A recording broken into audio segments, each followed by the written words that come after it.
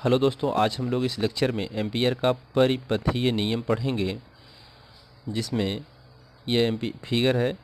कोई चालक तार है जिसमें I धारा प्रवाहित करने पर इसके चारों तरफ चुंबकीय क्षेत्र उत्पन्न हो जाता है, जो एक बंद वक्र की तरह होता है। तो इस बंद वक्र के परितः चुंबकीय क्षेत्र की तीव्रता को रेखीय समाकलन के रूप में ज्ञात करना है। इस माना कि इस बिंदु O से R दूरी पर इस बंद वक्र पर बिंदु P पर चुंबकीय क्षेत्र की तीव्रता की गणना करनी है। इस बिंदु से वक्र होने के कारण, एक वृत्त होने के कारण, बंद वक्र होने के कारण सभी बिंदुओं पर इसकी दिशाएं अलग अलग होंगी। तो इसका दिशा एक रेखी में माना बिंदु P है। जो बिंदु P है, इसकी जो दूरी है dl है, अल्प दूरी है। ठीक है, तो हम यहाँ पर इससे r दूरी पर बिंदु P पर चुंबकीय क्षेत्र के रेखीय समाकलन करके इस बिंदु P पर निकालेंगे चुंबकीय क्षेत्र की तीव्रता। किसी बंद वक्र के परितः चुंबकीय क्षेत्र की तीव्रता का रेखीय समाकलन उस बंद वक्र द्वारा घिरे क्षेत्र में से गुजरने वाली कुल वैद्युत धारा का म्यू नॉट गुना होता है। म्यू जीरो या म्यू नॉट बोलते हैं। तो यह जितना इसके द्वारा घिरा बंद वक्र का जितना होगा उसका म्यू गुना होगा, यानी इसमें धारा जो है जितनी होगी वह म्यू गुना के बराबर होगी। ठीक है, म्यू गुना होगी मतलब म्यू का गुणा होगा। ठीक है, धारा उसकी। तो इसमें म्यू जीरो क्या है? निर्वात की चुंबकशीलता। तो हमें ये एम्पियर का परिपथीय नियम का सूत्र होता है, इसी का हमें निगमन करना है। ठीक है,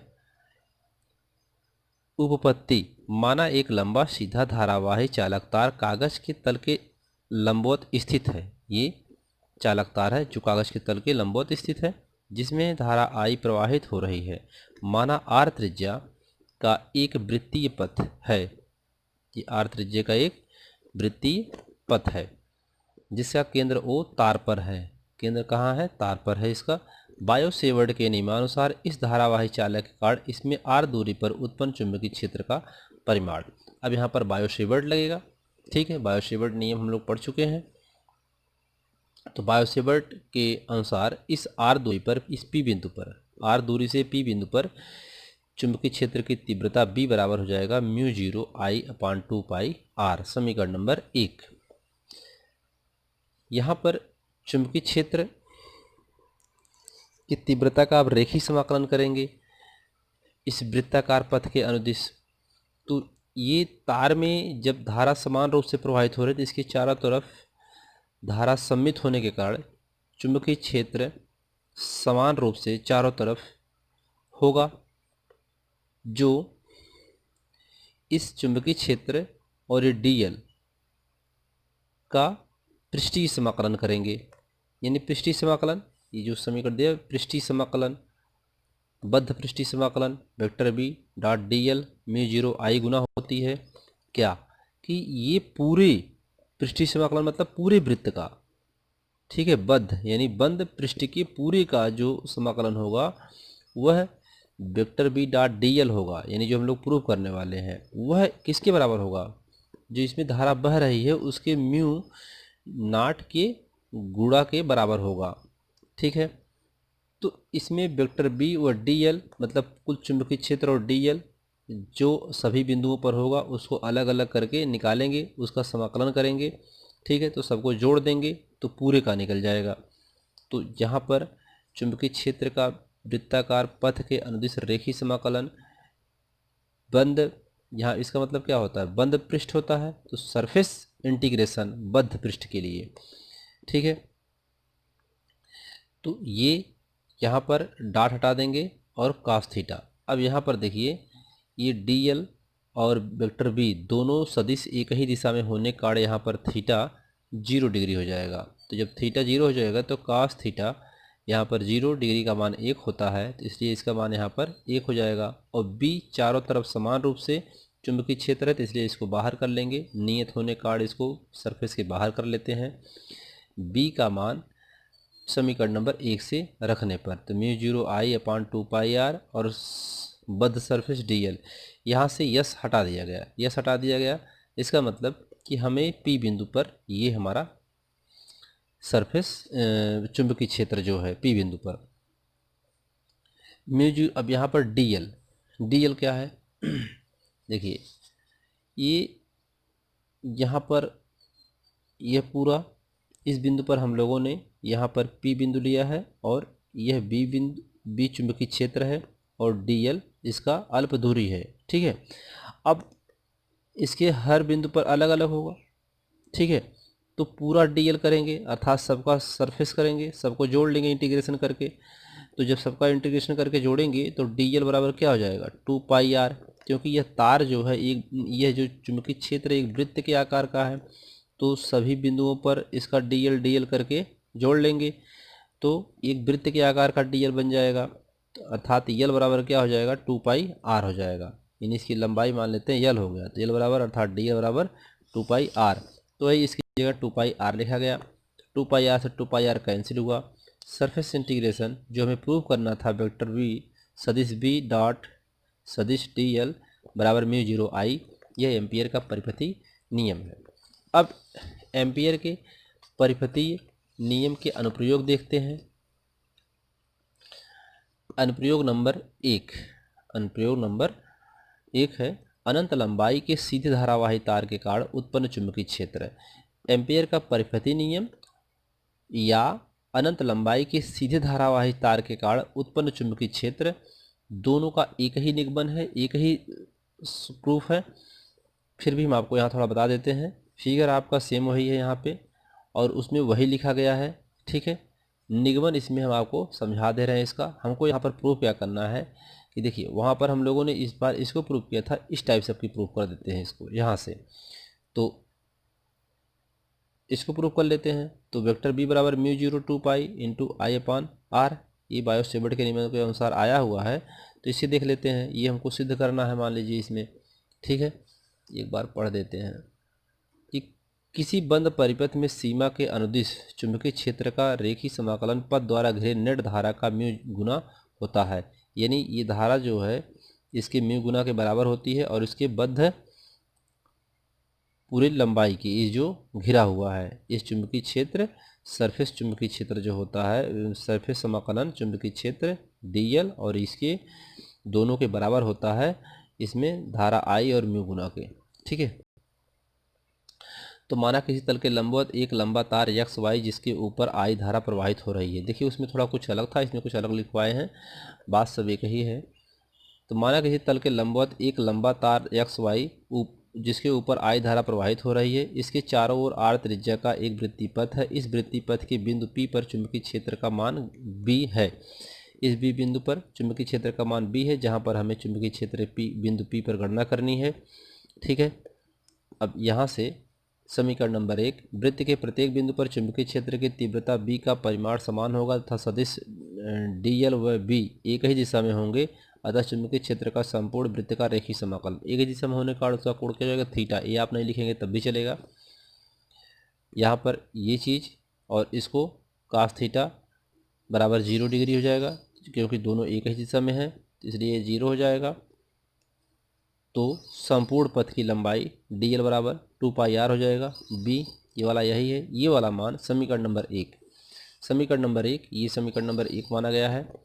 इसमें μ0I और ये दोनों बराबर हैं, इसकी जगह μ0I लिख सकते हैं इसमें, तो इसलिए इसकी जगह यहाँ पर μ0I लिखा गया है समीकरण 1 से।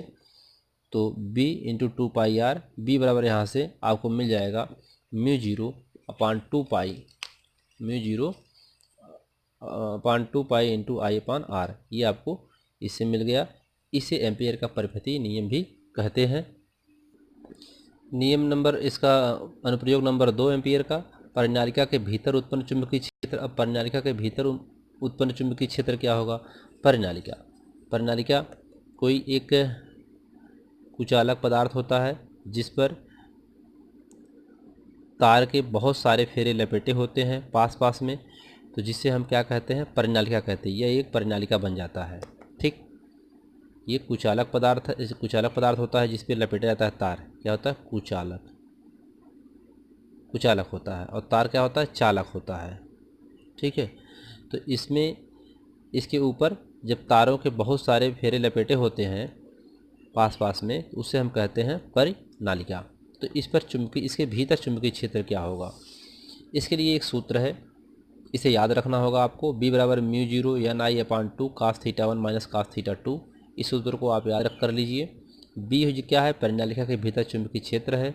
यहाँ पर n एकांक लंबाई में तार के फेरों की संख्या, एकांक लंबाई में तारों के फेरों की संख्या यानी एक बार में जो लपेटा, यहाँ से यहाँ तक के, यहाँ से चला और यहाँ तक एक फेरा जो इसका हो रहा है वह n है। ठीक है, तो यहाँ पर सूत्र जो है n बराबर n अपान यल।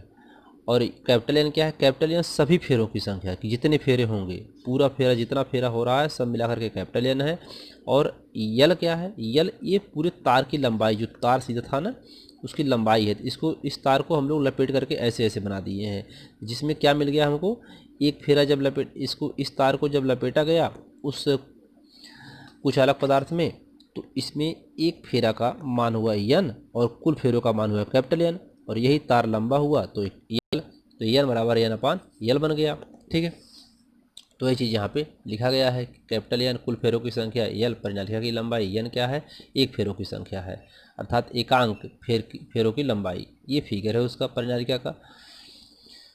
ठीक है, तो इसके आगे थोड़ा सा इसमें कि माना एक बंद परिपथ ABCD है, यह एक बंद परिपथ है ABCD, जिसमें भुजा AB और DC। AB क्या है, परिनालिका के भीतर, E और A परिनालिका है जिसके भीतर है A और B, और DC क्या है, बाहर है। और यह जो AB है वह उसकी लंबाई यल है, यानी परिपथ की लंबाई क्या है, यल है। इसमें दो कंडीशंस क्रिएट होते हैं, दो कंडीशन संभव होते हैं, दो स्थितियां होती हैं। स्थिति नंबर 1, अब इसमें देखते हैं परिनालिका के केंद्र पर चुंबकीय क्षेत्र क्या होता है।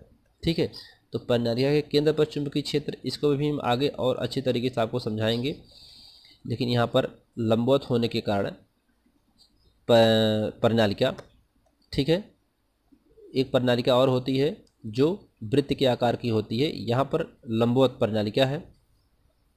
तो इसके भीतर चुंबकीय क्षेत्र केंद्र पर क्या होगा, तो थीटा वन, यदि थीटा वन वहाँ पर 0 डिग्री और थीटा टू पाई बराबर, पाई मतलब 180 हो, तो यहाँ पर B बराबर mu zero n I upon two cos theta one minus cos theta two, ये वाला सूत्र आपको याद रखना होगा। ठीक है, तो यहाँ पर इसका मान 0 डिग्री, इसका मान पाई, पाई का मान क्या था 180, कास 180 का मान होता है -1 और 0 का मान होता है 1, तो यहाँ पर 1 और इसका मान -1 माइनस माइनस प्लस 1, और 1 कितना हो जाएगा, 2 हो जाएगा। तो ये आ गया इसका मान कितना आ गया इसका, यहाँ पर इसका मान आ गया B बराबर mu zero n I upon two into two से 2 कैंसिल हो जाएगा, B बराबर म्यू जीरो एन आई। यह सूत्र परिनालिका के केंद्र पर चुंबकीय क्षेत्र निकालने के लिए होता है। ठीक है, अब इसमें परिनालिका के भीतर चुंबकीय क्षेत्र क्या होगा, परिनालिका के सिरे पर, परिनालिका के सिरे पर। अभी तो इसके भीतर वाला देखे हैं सूत्र, तो भीतर वाले के लिए सूत्र क्या आया है, B बराबर म्यू जीरो एन आई आया है, ये आया है, ये किस कहाँ आया है, परिनालिका के केंद्र पर है, केंद्र के लिए सूत्र था। अब परिनालिका के सिरे पर, अब सिरे के लिए सूत्र निकालना, उसके सिरे पर चुंबकीय क्षेत्र क्या होगा। ठीक है, तो यदि मान लेते हैं थीटा वन बराबर क्या है 0 डिग्री, थीटा टू बराबर पाई बाई टू यानी 90 डिग्री, पाई बाई टू का मतलब क्या है 90 डिग्री।